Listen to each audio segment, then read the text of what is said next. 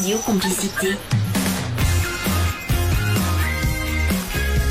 Jusqu'à 14h30 sur Vivacité, la vie du bon côté avec Sylvie Honoré. Bonjour tout d'abord, j'espère que vous allez bien en ce mardi. Mardi, oui. J'ai un peu du mal avec les jours de la semaine. C'est instant présent, hein, voilà. Donc c'est mardi, on est bien mardi et j'espère que vous avez bien débuté la journée. Alors c'est vrai qu'on va faire un petit peu de biologie, mais surtout ce qui est important de retenir, c'est comprendre le transgénérationnel, la psychogénéalogie. Et je sais que ce sujet vous intéresse. Donc le transgénérationnel, pour rappel, c'est vraiment la transmission d'informations d'une génération à une autre. J'en parle assez souvent dans mes émissions, vu l'intérêt que ça a auprès de vous, chers auditeurs. Donc on essaie évidemment d'en parler différemment, autrement, ou d'aller un petit peu plus loin dans la compréhension, dans la façon de vous faire comprendre les choses. Et donc nous allons essayer aujourd'hui de comprendre avec un biologiste du comportement qui vient assez régulièrement, et donc je sais, j'ai confiance en lui, je sais qu'il va nous expliquer ça avec des mots compréhensibles par tous. Si moi j'ai compris, j'estime que vous aurez compris. Donc comprendre le transgénérationnel grâce à travers l'épigénétique, qui en aura besoin bien sûr de différentes définitions. Alors, si ce sujet vous intéresse, le transgénérationnel, c'est vraiment ce qui est transmis d'une génération à une autre. Eh bien, venez nous en parler. Est-ce que vous avez déjà fait un petit peu une étude, entre guillemets, sur ce qui s'est passé dans votre famille à vous, sur ce type de transfert d'informations entre deux ou plusieurs générations successives? Il est important parfois de se poser des questions. Eh bien, bienvenue dans la discussion. 070 23 33 23 par SMS 30 63. La vie du bon côté. Biologiste du comportement, donc il est psychothérapeute. Daniel Radou, comprendre le transgénérationnel à travers l'épigénétique. Bon, transgénérationnel, je viens déjà de faire une petite définition.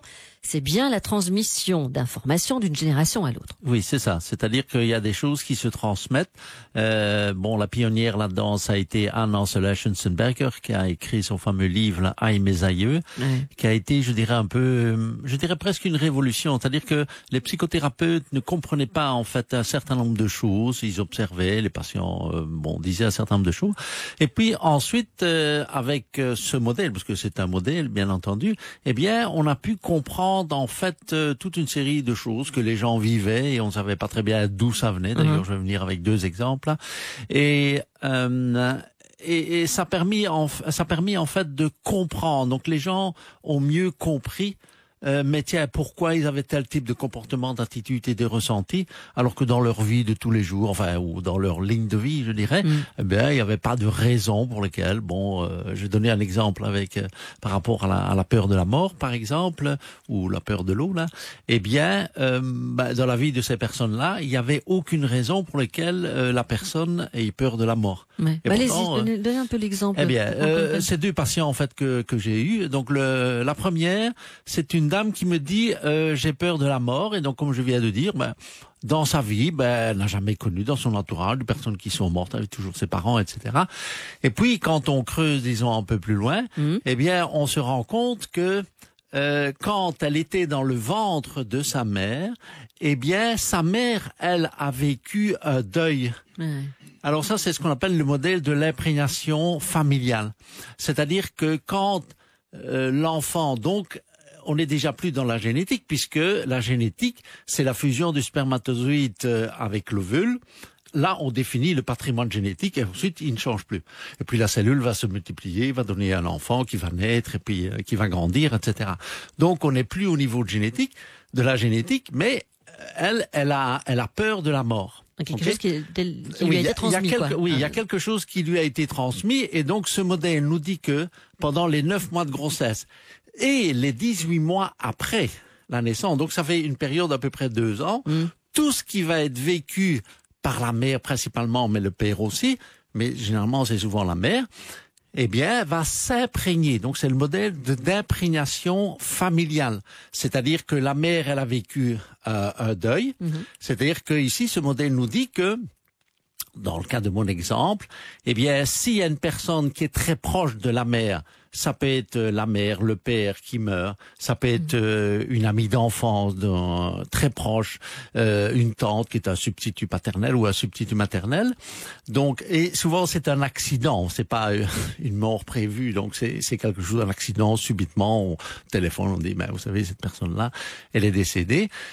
Eh bien, la mère vit un deuil qu'elle va devoir faire, mais qui est assez brutal, donc il y a un trauma, on va dire.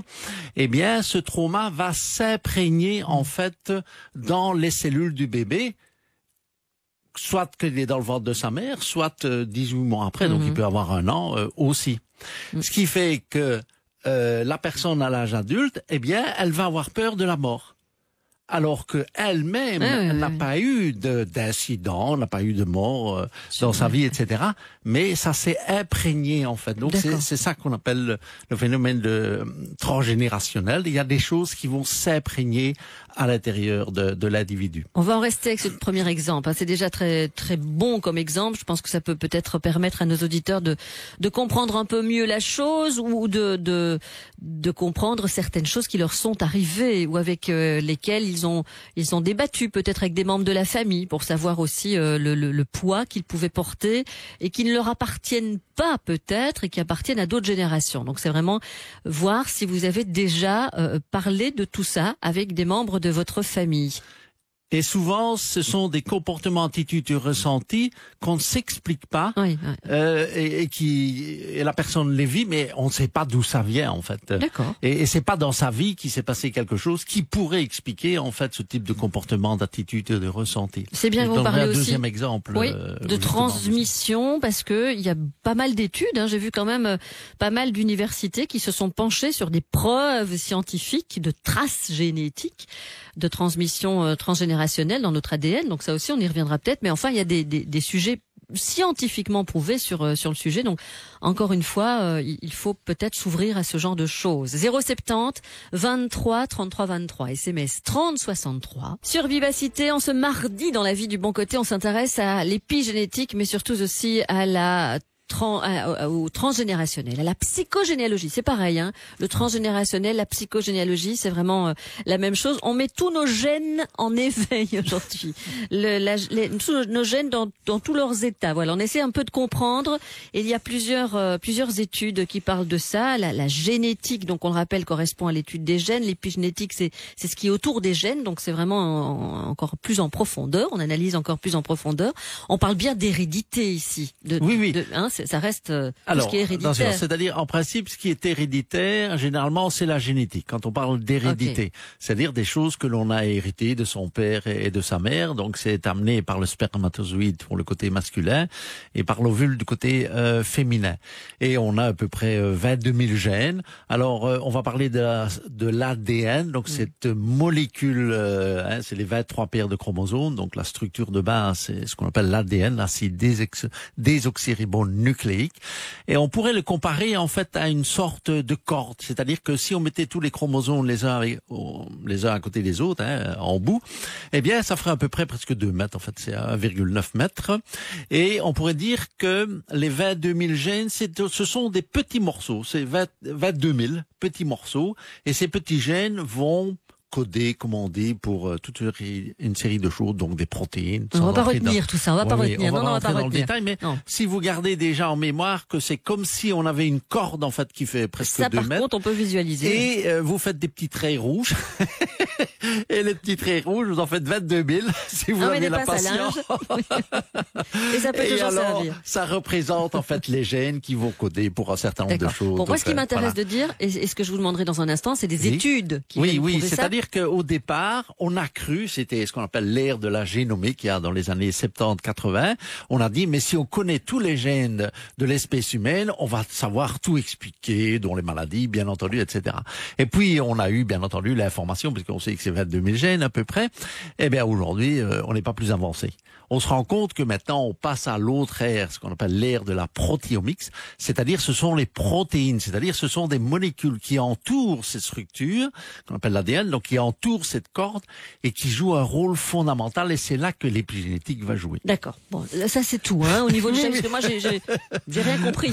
Je suis désolée, mais j'ai rien compris, donc voilà. Et ce qui m'intéresse vraiment, c'est de voir un peu ce qui passe vraiment allant d'une génération à l'autre, hein, voir un petit peu ce qui joue, voilà, ce qu'on peut dire de ce qui passe. Donc vous avez parlé de la peur de la mort, ça pour moi c'est du concret. C'est vraiment un exemple concret de certaines personnes qui peuvent en ce moment entendre l'émission en disant ça m'intéresse parce que j'ai peut-être cette peur-là. Vous aviez un autre cas, donc c'est bien d'en parler dans un instant.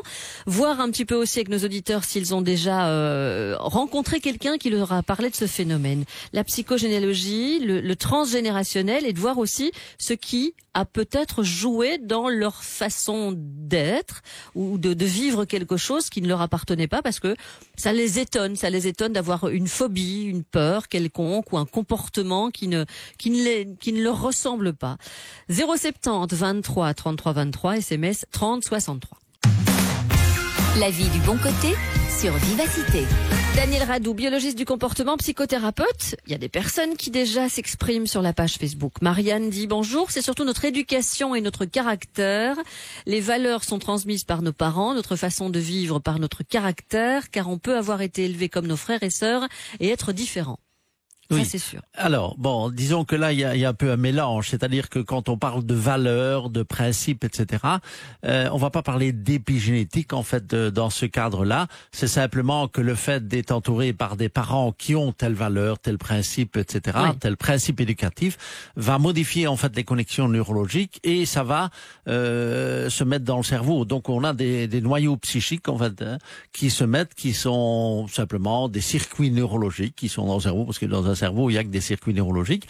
Et ça, ce sont toutes nos valeurs, nos principes. C'est-à-dire, il n'y a pas que les parents. D'ailleurs, ce que nous vivons, ce qu'on vit dans la cour de récréation, par exemple, ça n'a rien à voir avec les parents, mais va s'implémenter, va avoir une influence sur les structures neurologiques dans le cerveau. On va pas parler vraiment d'épigénétique, en fait. Hein. Par contre, le caractère, ça dépend. On est dans une émission, donc on ne sait pas aller trop loin, mais il y a certaines choses qui se mettent en place par rapport au comportement des parents que le bébé a vécu, par exemple, la psycho, le modèle, la psychologie cognitive-comportementale, voilà, j'y reviens, eh bien, a étudié ça. Il y a un côté rebelle, il y a un côté philosophe, etc. Donc ça, c'est bien étudié, en fait, mais on va pas parler d'épigénétique à proprement parler, en fait. Là. Donnez-moi l'autre exemple.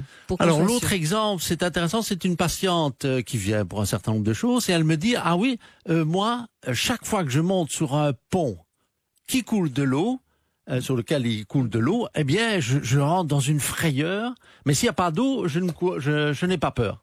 Alors, elle a peur de la mer, des étangs, enfin de l'eau d'une manière générale. Oui, mais c'est surtout quand elle passe sur un pont. Alors ça, c'est un comportement qui est un peu étrange, en fait. Et donc, on fait l'analyse, elle va se renseigner, etc. Et bon, je résume en fait ici. Eh bien, son grand-père, a vu son oncle se tomber de la péniche et se noyer. Donc, le trauma, il se trouve en fait au niveau du grand-père. Et en fait, c'est elle qui a hérité. Donc là, on va dire qu'il y a un phénomène de transmission, du transgénérationnel. Eh bien, c'est cette peur de l'eau qui a été transmise, en fait. Hein.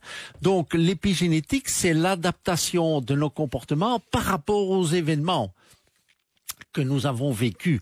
Donc, l'environnement va influencer, en fait, et ça va influencer, justement, des choses qui se trouvent autour de l'ADN, au niveau moléculaire, en fait. Okay. Donc, c'est un exemple, c'est intéressant. Oui, c'est un bel exemple, ça. Parce que c'est souvent des comportements, on se dit, mais qu'est-ce que c'est, d'où est-ce que ça vient, cette peur? Quand je suis sur un pont, il faut qu'il y ait de l'eau, parce que s'il n'y a pas d'eau, ça va très bien. Je dis, mais attends, où est-ce qu'on est, là? C'est bizarre. Et oui, c'est tout à fait bizarre, et bien entendu, dans sa vie, il n'y a rien qui s'est passé. Elle n'a pas se noyer ou je sais pas quel événement. Encore une fois, ça ne lui appartient pas. Ça ne lui appartient pas en fait. Ça vient en fait, oui, à un autre niveau. Donc ici, il y a 2 générations et dans le transgénérationnel, il y a un certain nombre de règles, de lois, enfin, ça se transmet là, etc. Et voilà. Donc ça, c'est intéressant. Donc quand on a un comportement comme ça qui n'a aucune raison d'être, en fait, dans la vie, il n'y a rien qui s'est passé qui pourrait expliquer en fait cet événement-là. Eh bien, on peut rechercher alors dans les généalogies précédentes précédentes, en disant, mais tiens, est-ce qu'il ne se serait pas passé quelque chose? Donc ici, on n'est pas dans le phénomène d'imprégnation familiale, parce que c'est pas quand elle était enceinte, enfin quand elle était dans le ventre de maman ou après. Non, c'est depuis le début, ça a toujours été comme ça. Donc elle n'a pas appris à nager, parce que ça, c'était, elle rentrait dans des peurs terribles, en fait, par rapport à l'eau. Donc voilà. Donc ici, voilà, deuxième exemple, on a pu, parce qu'on a pu retrouver, enfin, elle a pu retrouver l'information. C'est ça la question, hein, c'est d'essayer comment remonter jusqu'à l'information. Oui, c'est pas facile. Donc là, c'est pas facile. Vous savez quoi? On a des auditeurs qui nous appellent parce qu'ils ont travaillé avec le transgénérationnel, avec d'autres, avec des coachs, hein, ou des psys, enfin des personnes qui en tout cas ont ça dans leur expertise, je vais dire.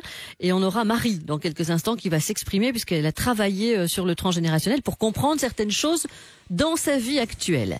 070 23 33 23 SMS 30 63 si vous souhaitez nous communiquer une information qui vous concerne, si vous avez vous aussi travaillé sur ces informations-là, 50 centimes par message envoyé. C'est vrai qu'on parle de générations aujourd'hui différentes avec ce que ces générations nous apportent. Ça veut dire que quand on naît, on n'est pas tout nu, hein. On a un sac à dos. Oui. Avec, non, mais c'est vrai.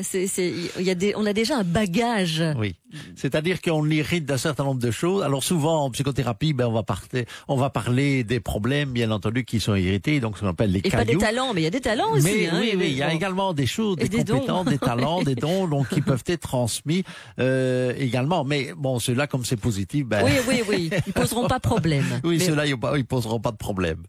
Mais c'est vrai qu'il faut le savoir, qu'en général, et ce sont des choses qui, à un moment donné, comme vous dites, une peur de la mort, une peur de l'eau, devient difficile à vivre pour que la personne prenne contact avec quelqu'un, un professionnel, qui va travailler sur ça, sur le transgénérationnel. Encore faut-il être ouvert à ça, hein. Oui, tout à fait. Même s'il y a des auditeurs qui entendent parler de ça aujourd'hui pour la première fois, l'idée va faire peut-être son petit bout de chemin avant d'entrevoir une réalité en ce qui les concerne. Oui, on en parle de plus en plus parce que les scientifiques commencent à montrer, c'est ce qu'on discutait. Il y a des études. Il y a de plus en plus de papiers parce que c'est un peu spécial comme approche, mais il y a des gens qui s'intéressent à ça et qui se rendent bien compte qu'il y a un impact en fait au niveau, eux ils vont étudier ça au niveau biologie moléculaire, donc on va pas entrer dans les détails, mais je veux dire c'est intéressant que le monde scientifique commence aussi à s'ouvrir. Bien sûr.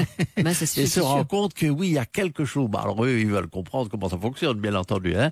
Mais c'est ça qui est bien. Donc c'est qu'il y a un support. On veut des preuves. Oui, ils sont en train d'amener les preuves, comme quoi, il y a bien des choses qui se transmettent comme ça, et que ça a un impact en fait. Mais il fallait pour ça avoir un certain nombre d'outils de biologie moléculaire, et maintenant ils sont là les outils. Alors maintenant, ils travaillent, mais ça prend un peu de temps en fait, hein, mais.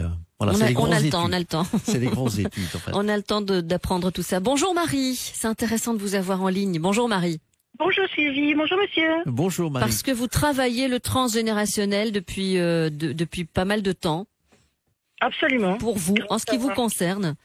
Grâce à des amis qui m'ont mis sur la voie il y a des années, avec notamment Sarah Kuhn, une thérapeute française qui est décédée maintenant, mais qui était très forte et qui venait en Belgique.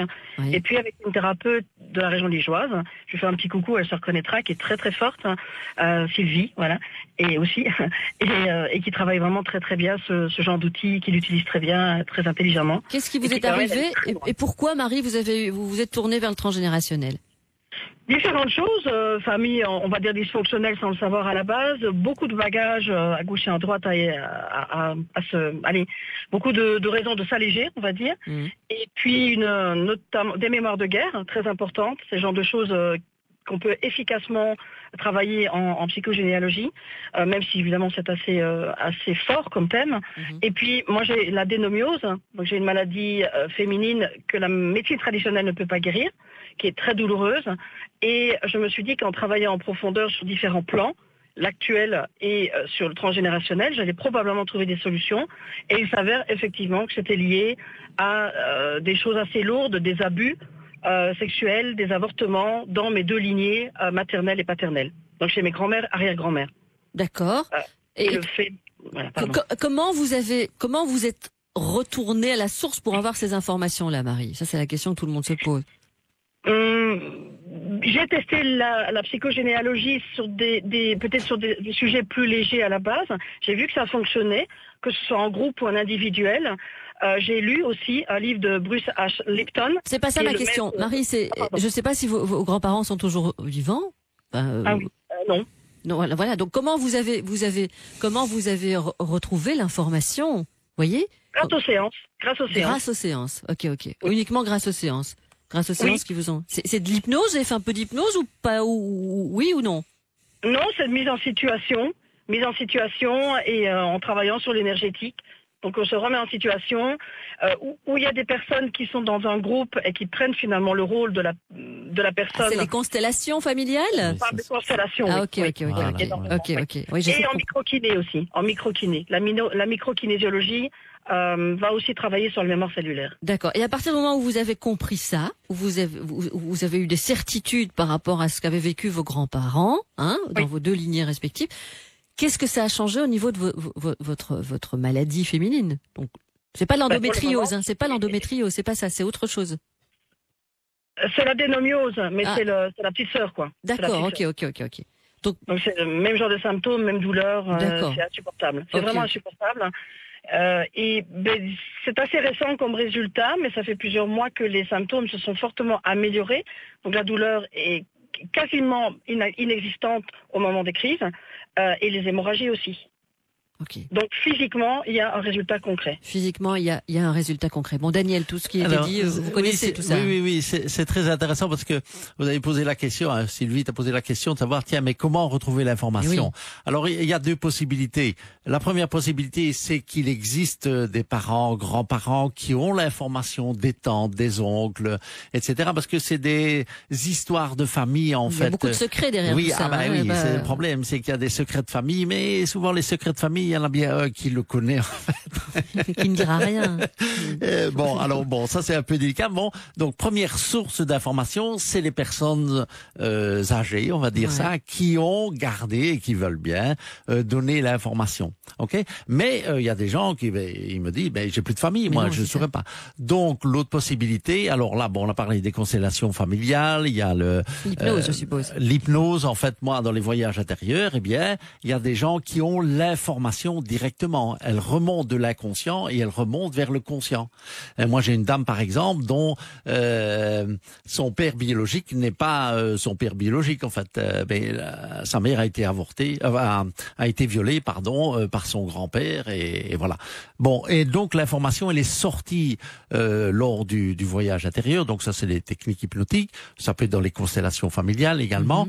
Mais ce que je voulais rajouter, c'est que même si on n'a pas l'information, on peut se débarrasser de ça. Alors ça, c'est un point qui est important. Donc, même si la personne dit mais ça vient de ma généalogie, mais je sais pas, j'ai plus personne, etc., ça ne sort pas. Ok, c'est comme un travail sur ça, de toute façon. Il est quand même possible de se débarrasser de ce comportement, attitude ressenti qui pose problème, même si on n'a pas l'information. D'accord. Ça, c'est un point qui est important, je crois, à signaler. Je dirais que si on a l'information, c'est la cerise sur le gâteau. Mais ce n'est pas parce que ce n'est pas automatique que si vous avez l'information, automatiquement le symptôme va partir. C'est bien de le dire aussi, parce que c'est bien de le dire aussi. Attention. On n'a pas dit ça du tout. C'est mieux de comprendre, savoir, tiens, ça vient de là et ça m'appartient pas. Ok, ça va aider, mais ce n'est pas automatique. C'est pas pour ça que tout va disparaître, etc. C'est bien de le dire. Il faut aller nettoyer les noyaux psychiques qui sont là derrière. Et ça, c'est le travail, des psychothérapeutes qui font. D'accord. Mais c'est bien d'avoir eu Marie, parce que vraiment, c'est un bel exemple. Bel exemple, Marie qui travaille le transgénérationnel et qui est convaincue de ce qu'elle fait, du travail accompli, on va dire. On aura le docteur Géo d'ici une petite dizaine de minutes qui parlera de la génétique, en disant que la génétique n'explique pas tout, mais beaucoup quand même. Voilà ce qu'il dira. Tout à l'heure, on l'écoutera en détail. On aura aussi Frida dans quelques instants côté musique, et puis vous, côté témoignage, 070 23 33 23, SMS 30 63. parle du transgénérationnel. Aujourd'hui, l'épigénétique qui approfondit un petit peu ce que la génétique qui correspond à l'étude de nos gènes nous apprend déjà d'une certaine façon. On parle d'héritage, on parle de transmission, on parle de psychogénéalogie, c'est pareil, tout ça. Alors il y a des messages et en même temps c'est très intime de parler de tout ça parce que des personnes ne veulent pas passer sur antenne. Je vous en lis un. Comment mener l'enquête, Sylvie, sur le fait que j'ai une hantise terrible, et elle met le mot terrible en lettres majuscules, par rapport à une pendaison, alors qu'il n'y a aucun pendu connu, elle met des guillemets, dans ma famille. Hantise au point de refuser toute décoration où il y a une corde, où il y a un support. Ça me fait terriblement peur. Ça me fait penser au pendu. Je ne suis pas joignable, je suis au boulot, mais voilà. Un des témoignages reçus. Voilà, ben ça c'est un exemple en fait qui peut faire penser que, puisque dans sa vie à première vue il n'y a pas d'exemple, elle n'a pas vu un pendu ou quelque chose, que si elle discute avec parents et grands-parents, s'ils sont toujours là, à première vue, eux, à moins que ce soit un secret, mais à première vue on va émettre l'hypothèse qu'il n'y a pas eu de pendu à ce niveau-là, ok? Donc on peut y mettre l'hypothèse que, tiens, que dans ça plus haut, alors dans la généalogie, il y a quelque chose qui s'est passé, et suivant les lois, on va dire, ou les règles de transmission du transgénérationnel, parce que bon, il y a quand même des règles assez précises, eh bien, c'est elle qui a hérité en fait de cette information. Elle a une peur. Qui n'est phobie. Oui, c'est même une phobie. C'est même une phobie ici parce que bon, ça commence à poser un certain nombre de problèmes dans sa vie de tous les jours. Ok, eh bien, bon, par un travail, il y a moyen, même si on n'a pas la certitude que ça vient du transgénérationnel, elle peut quand même se débarrasser de ce problème qui la gêne, qui lui pose un certain nombre de problèmes pratiques dans sa vie de tous les jours. Et des personnes viennent vous voir comme ça, alors uniquement en vous disant j'ai une hantise terrible par rapport au pont sous lequel coule de l'eau, ou par rapport au pendu, donc aidez-moi à sortir de cette phobie. Je me rappelle un carreleur qui est venu, qui avait une certaine problématique, et ça ne l'intéressait pas du tout de savoir d'où ça venait. Lui, il voulait des résultats concrets observables. On est débarrassé. Et puis c'est tout. Eh ben, on a fait le travail et il s'en est débarrassé et c'est bon. Si. Donc, on n'est pas obligé, mais souvent, les gens, ils veulent savoir. Ben oui, d'où ça vient, pourquoi, quel modèle pourrait expliquer ceci, etc., etc.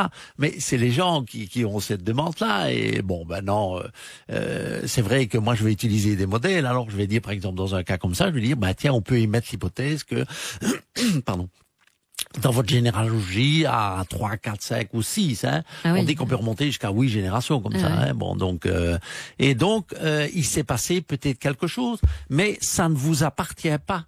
C'est pas à vous n'avez rien à voir en fait avec ça, mais vous avez hérité. C'est comme si vous héritiez d'un vieux terrain qui est tout pollué, etc. Je dis bon, celui-là, je m'en passerai bien. Vous comprenez? Donc c'est un peu ça en fait.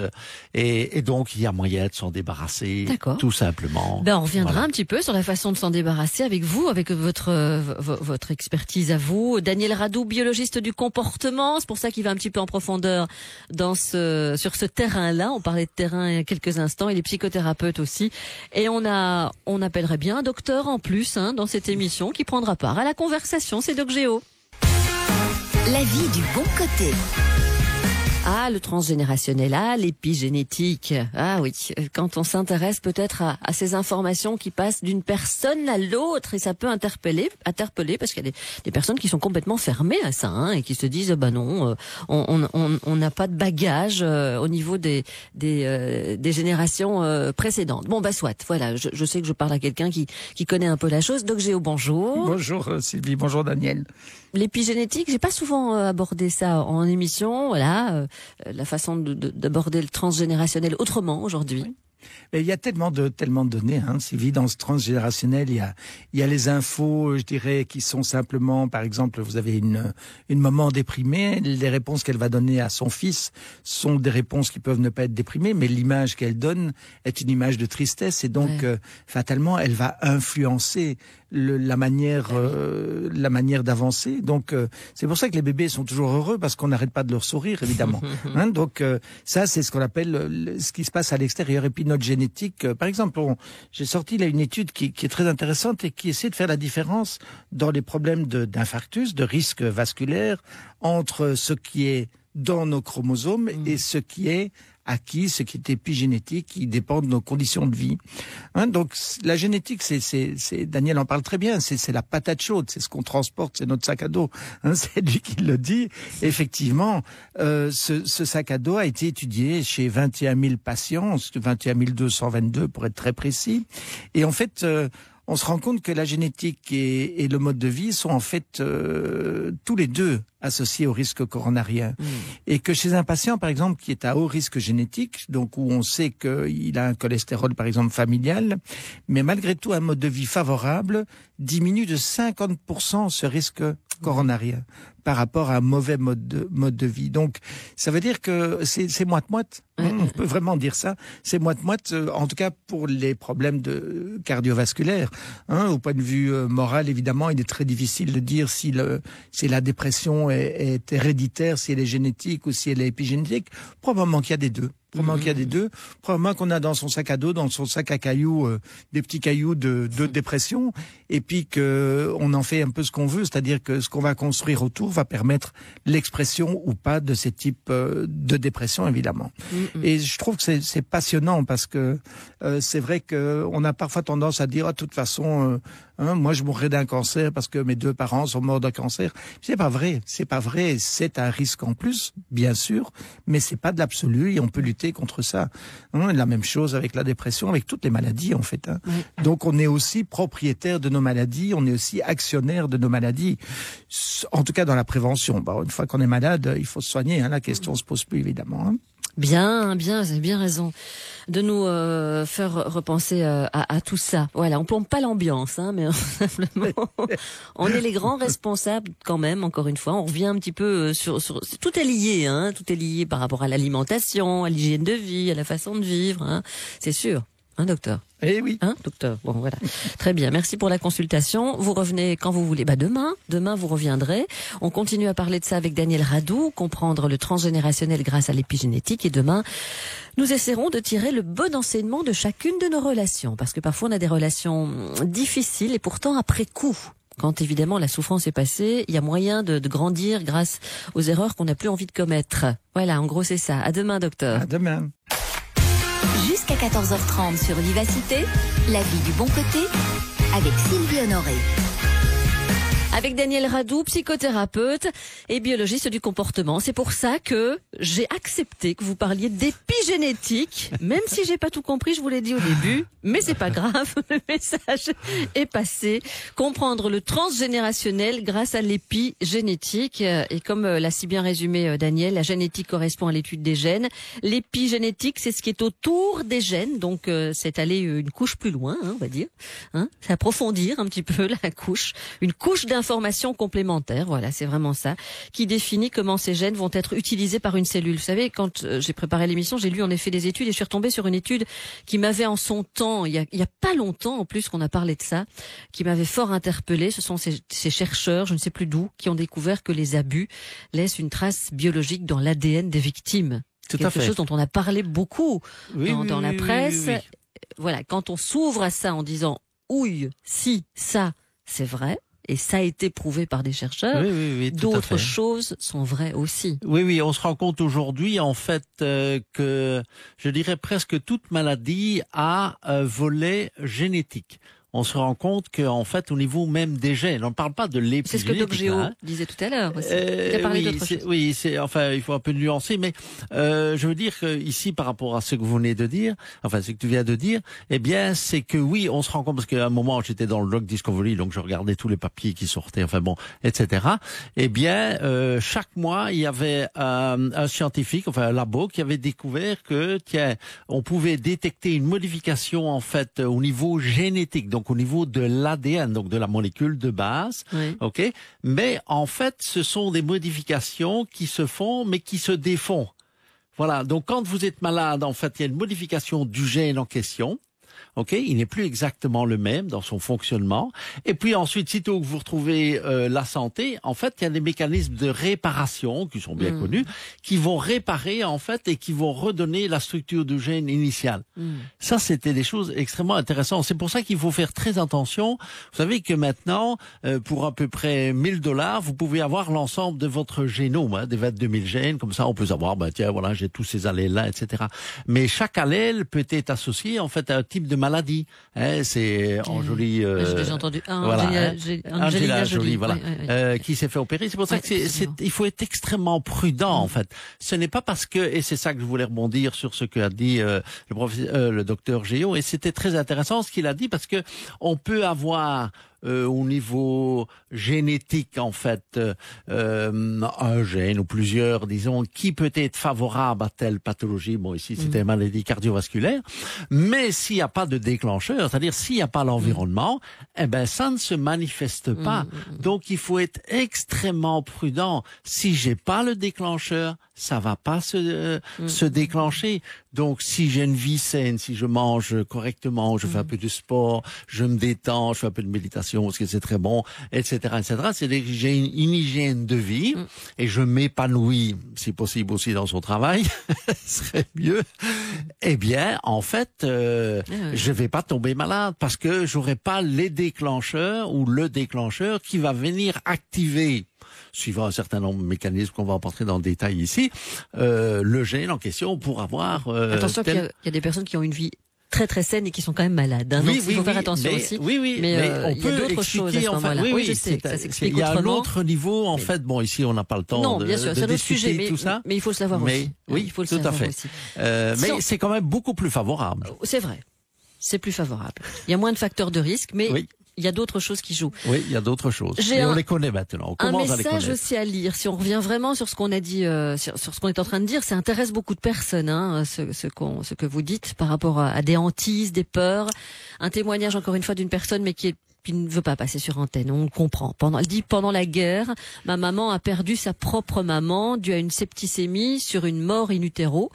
Je ne suis donc pas étonnée que l'histoire, même cellulaire, m'empêche d'être épanouie du bas-ventre, de façon très générale.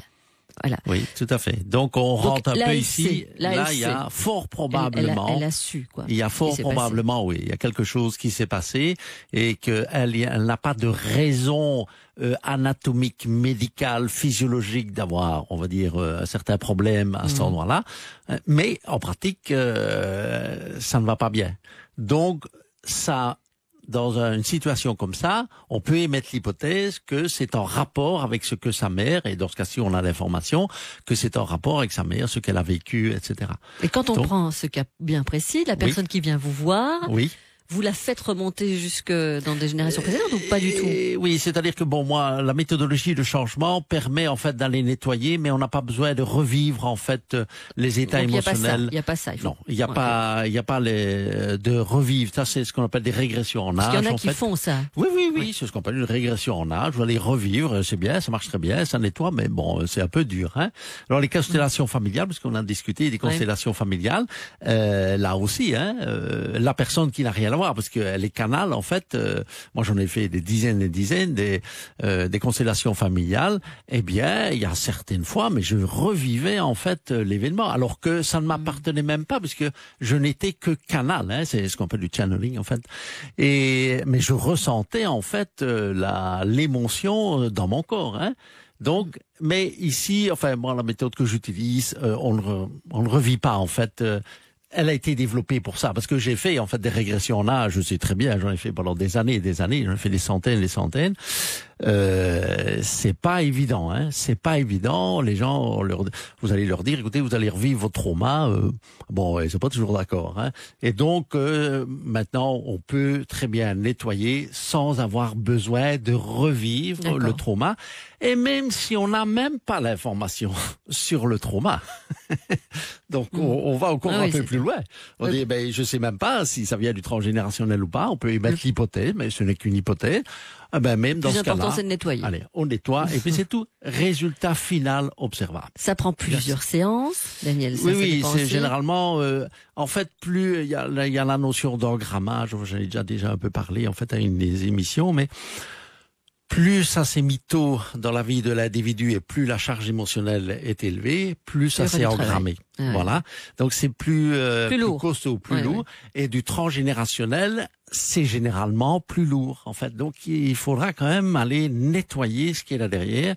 Bon, ici c'est l'inconscient qui va faire le travail, mais ça va prendre plusieurs séances, en fait, pour aller nettoyer spécifiquement, disons, une chose qui vient du transgénérationnel. Okay. Mais c'est possible. D'accord. C'est possible. C'est possible. Je viens de mettre votre site internet sur la page Facebook, si des personnes veulent vous contacter. Vous n'êtes plus à Serroux-Mousty, vous avez déménagé. À Aiguezé, maintenant. Voilà, c'est pas loin. Hein. Non, à 10 minutes, un quart d'heure. C'est dans le coin. Mais dans le Namurois, c'est plus dans le Brabant. Daniel Radou, voilà, il a changé de province, c'est dans le Namurois, à Aiguezé. Et j'ai mis son site internet sur la page Facebook de l'émission. On parlera de vos conférences dans quelques instants, parce que vous donnez des conférences, malheureusement pas sur le sujet, mais sur d'autres. Il y a beaucoup de sujets qui vous intéressent. Donc, voilà, je sais que de toute façon, il y aura un intérêt pour celle que vous donnerez. On en parlera dans quelques instants. Je donne encore une fois le téléphone si vous souhaitez intervenir, 070 23 33 23. Si vous avez vous-même des phobies, si on vous a déjà parlé de psychogénéalogie, de transgénérationnel, c'est pareil, ça veut dire la même chose. Si des personnes autour de vous ont fait un travail qui concerne ça, le nettoyage, on va dire, de choses qui appartiennent aux générations précédentes. Hein. Il y a des personnes aussi qui peuvent parfois vouloir nettoyer pour ne pas que ça se répercute dans les générations futures, parce qu'il y a ça aussi. Il faut savoir que nous sommes un maillon de ce qui était avant et de ce qui sera après. Donc, on sera de toute façon un transmetteur, entre guillemets, et donc c'est important aussi. On en reparlera dans quelques instants, c'est important.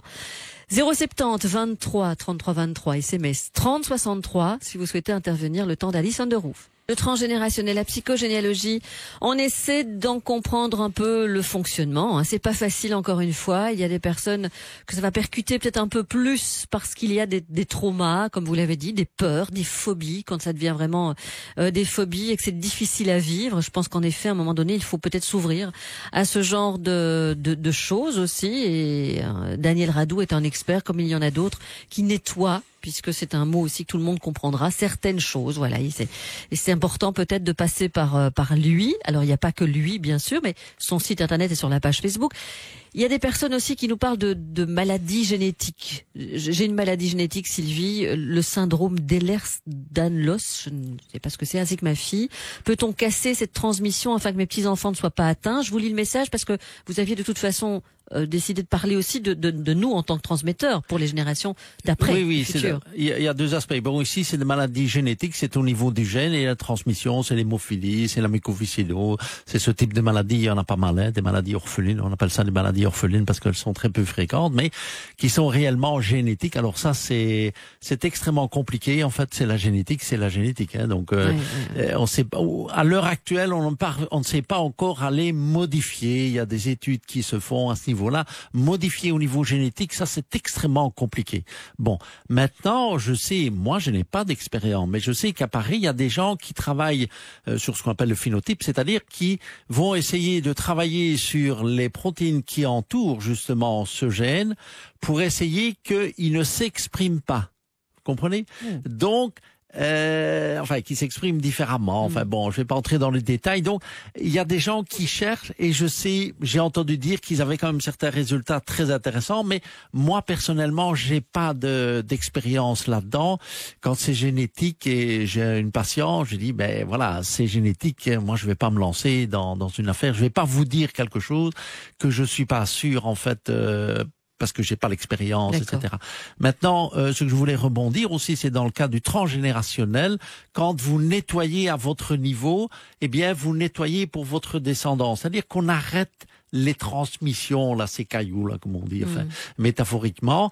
Eh bien, mais c'est la cerise sur le gâteau, c'est pas l'objectif. Et moi, j'ai toute une série d'exemples, puisque toutes mes séances sont filmées, eh bien, où la personne, le père ou la mère, alors que les enfants ne savent pas que la personne fait un travail sur elle-même et qu'elle nettoie, une modification du comportement en fait chez les enfants.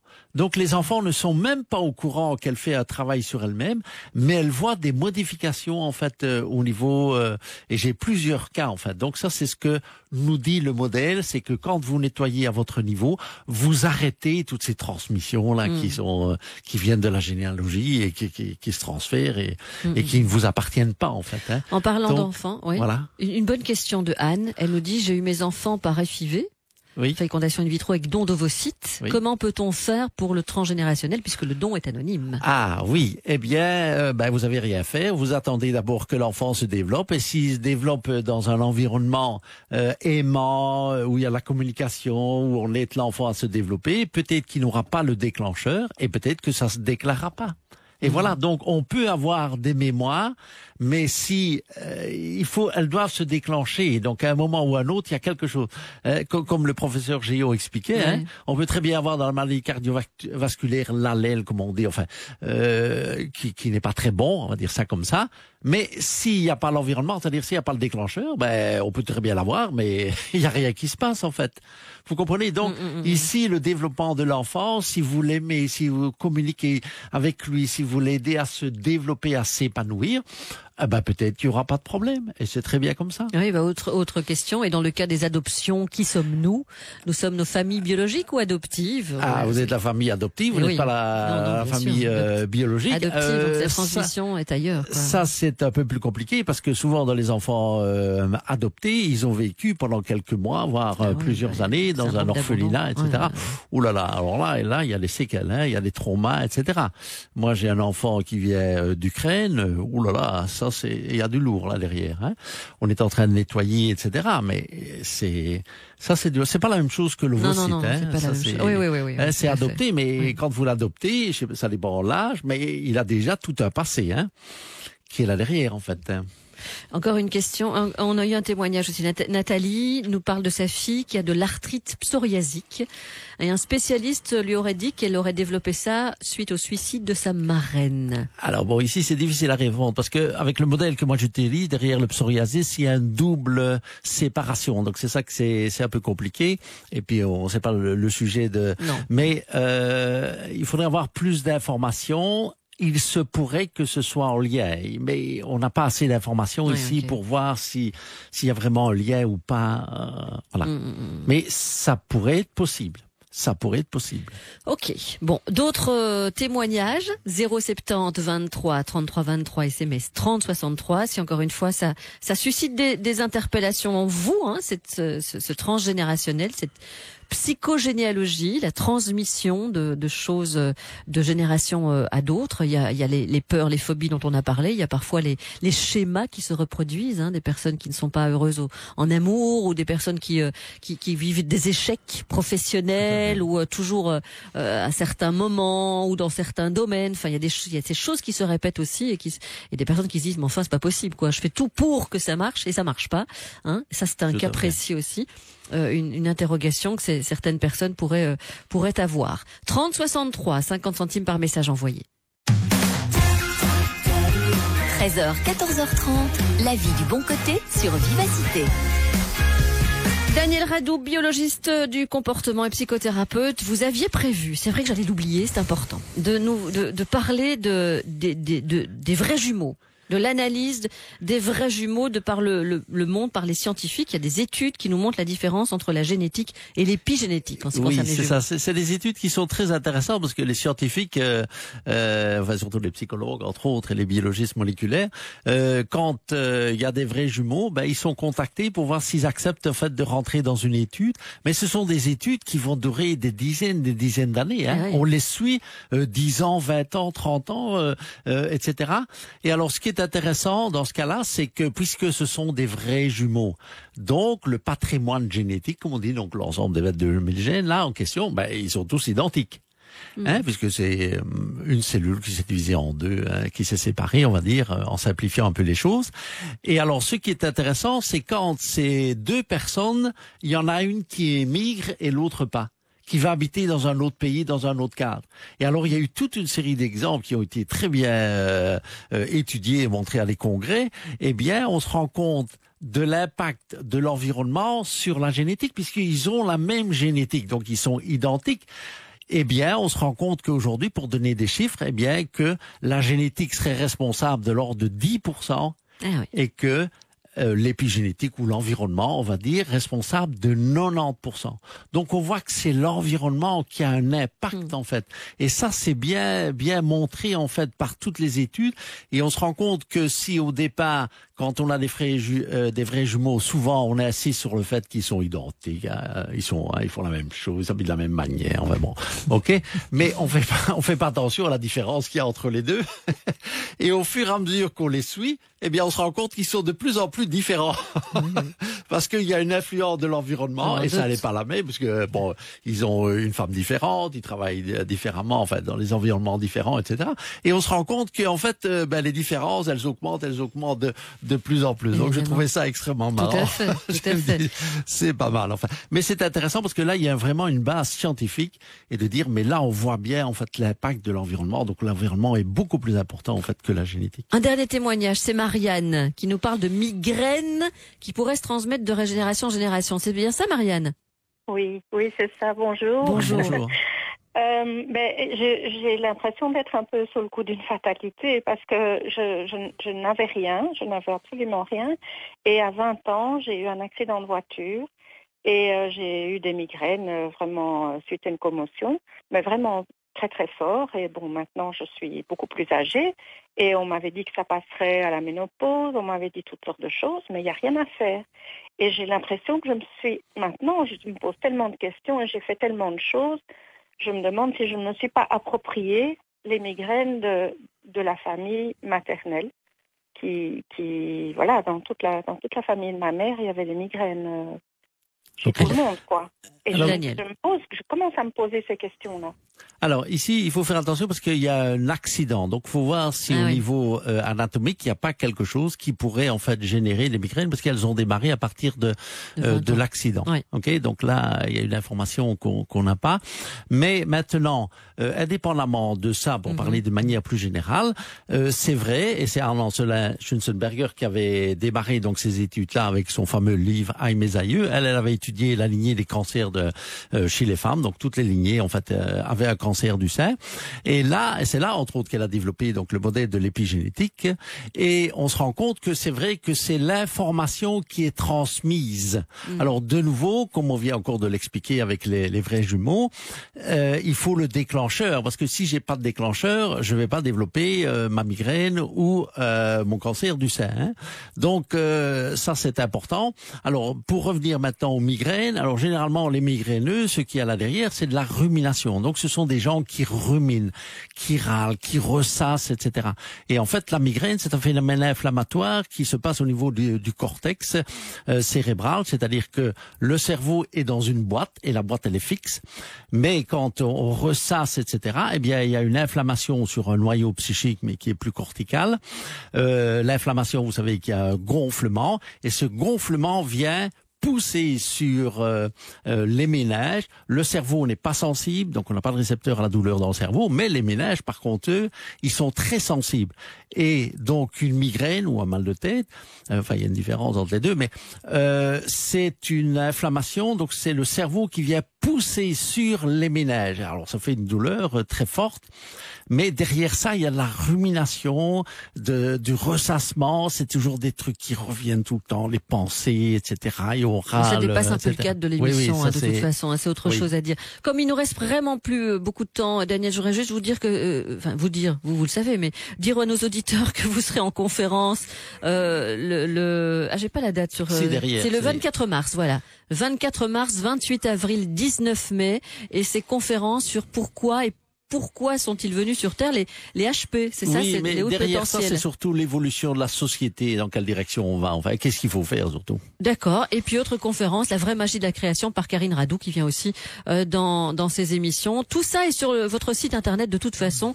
Donc il y a matière pour ça et pour tout ce dont on a parlé aujourd'hui. Merci Daniel. Merci de votre éclairage. C'était vraiment normal que je vous fasse confiance par rapport à ça. Dans quelques instants, allez-retour. Tout Vivacité à la demande est sur rtbf.be/ovio. RTBF